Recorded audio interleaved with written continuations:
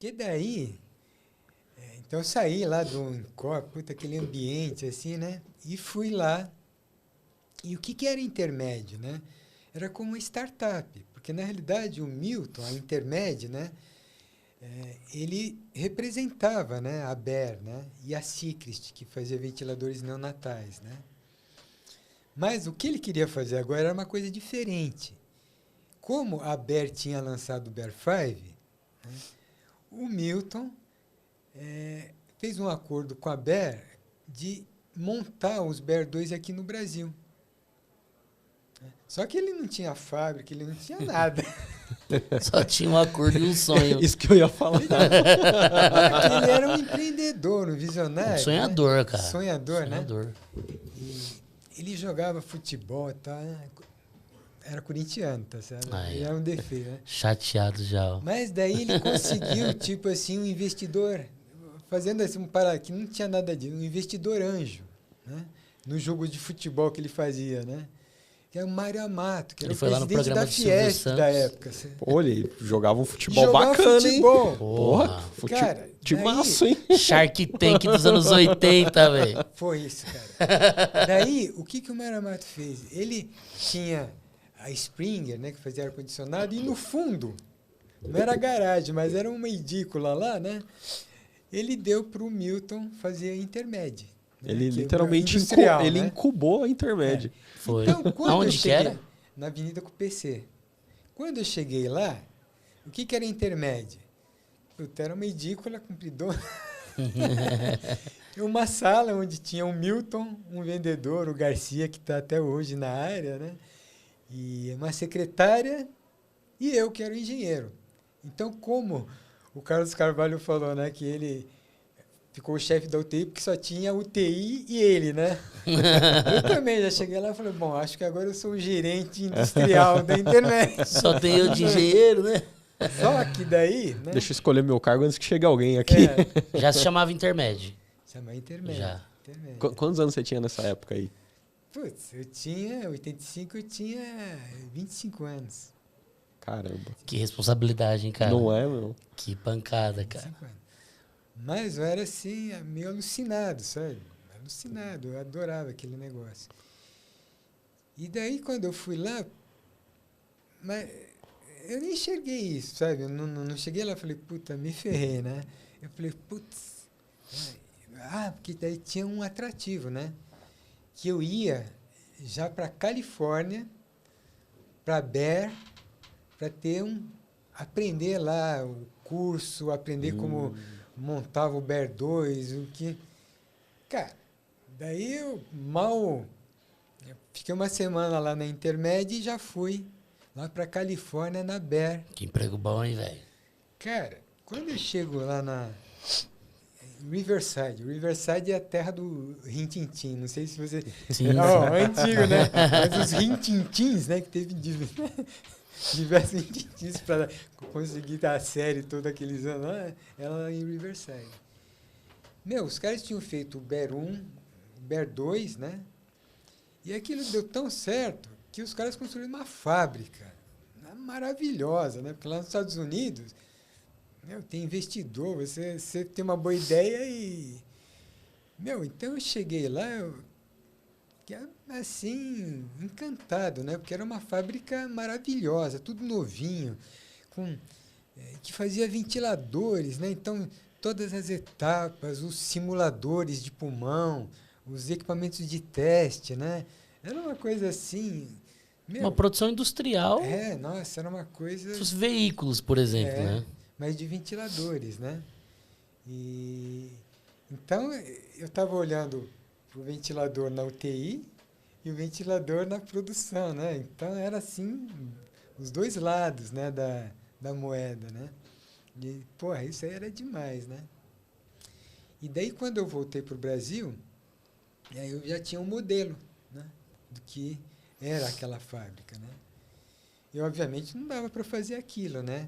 Mas naqueles moldes já, né, com o investimento lá que o Milton tinha conseguido, a gente conseguiu fazer uma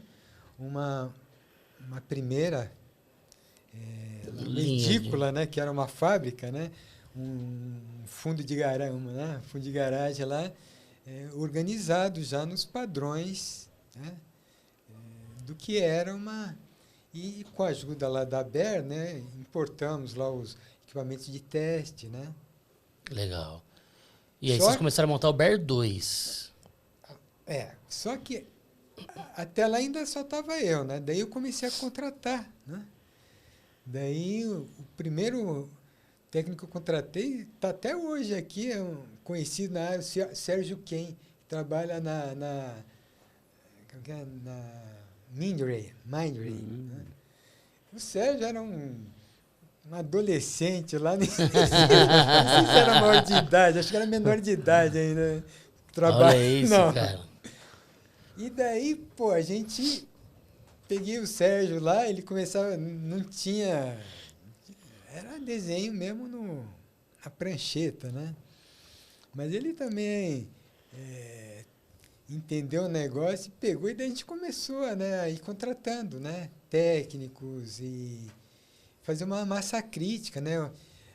O pessoal que ia usinar as válvulas, né? O Jonas entrou nessa época aí. E o Jonas, daí um pouquinho mais tarde entrou o Jonas, né? Para cuidar lá da... Ele também passou por todas as etapas lá dentro. Tá aqui no chat mandando boa noite para você aqui. Que legal. E assim nasceu, né, aquela startup, né?